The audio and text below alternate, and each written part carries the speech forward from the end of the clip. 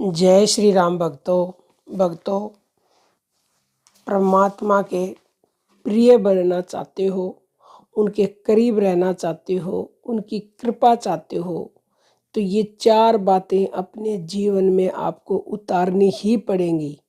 अगर ये बातें आप नहीं उतारोगे तो आप प्रभु के करीब नहीं जा सकते और ना ही उनकी पूरी कृपा मिल सकती है और ना ही फिर आप सच्चे भक्त हो।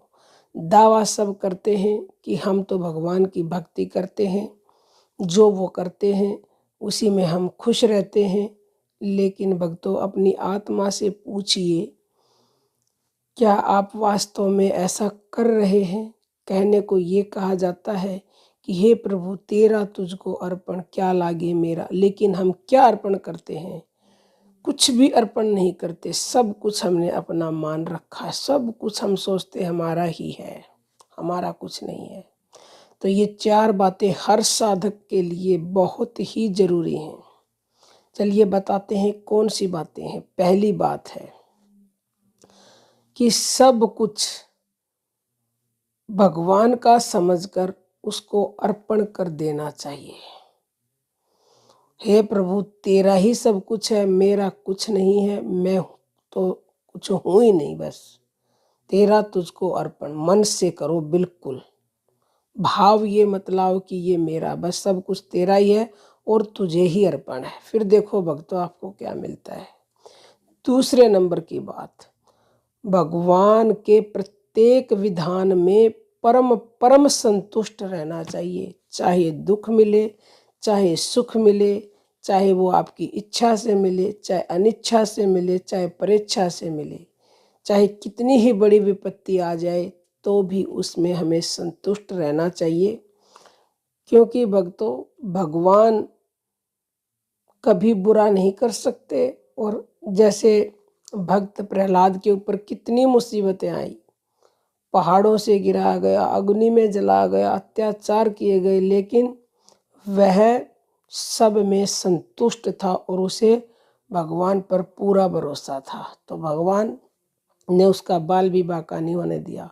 मीराबाई जहर को भी भगवान का प्रसाद समझकर, उनका चरणामृत समझकर पी गई, तो जहर भी अमृत बन गया।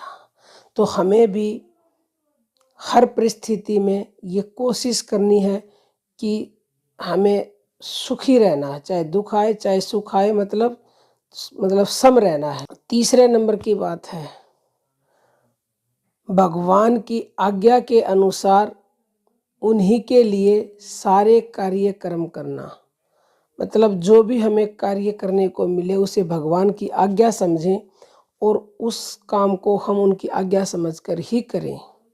चौथा और अंतिम सबसे ज़रूरी बात यह है कि हमें ये जो मनुष्य तन मिला है, इस पे हर श्वास के साथ निरंतर भगवान का एक तार स्मरण करना चाहिए। तार जैसे मतलब तैल्य धारा होती है, कभी भी टूटनी नहीं चाहिए। इस तरह से चाहे कुछ भी हो जाए, हर पल हर समय हमें उसे याद रखना है। क्योंकि श्वास श्वास सुमिरन करो और व्यर्था श्वास न जाए, न जाने इन श्वासों का आवन होना हो।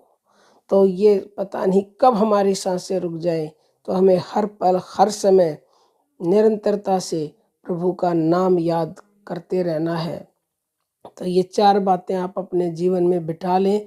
अगर प्रभु की कृपा चाहते हो तो अगर ये 4 बातें आपने कर ली तो इतनी कृपा मिलेगी, इतनी कृपा मिलेगी कि आप भगवान के सबसे प्रिय बन जाओगे।